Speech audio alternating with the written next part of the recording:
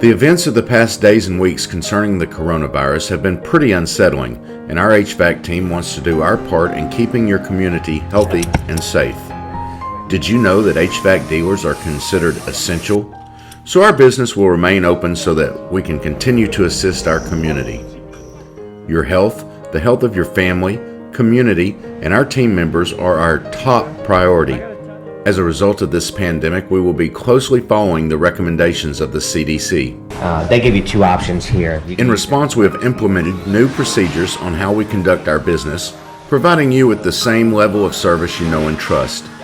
When you contact us for heating and air conditioning service, we'll be asking about your health and the health of your family. If entering your home is appropriate, we have developed new procedures for contact-free visits.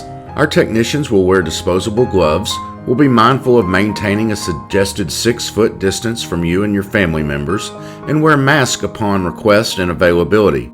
We'll be carrying around hand sanitizer to be used as needed, and we'll be wiping down all areas we contact with disinfectant. We care deeply about your health, the health of our community, and our service technicians.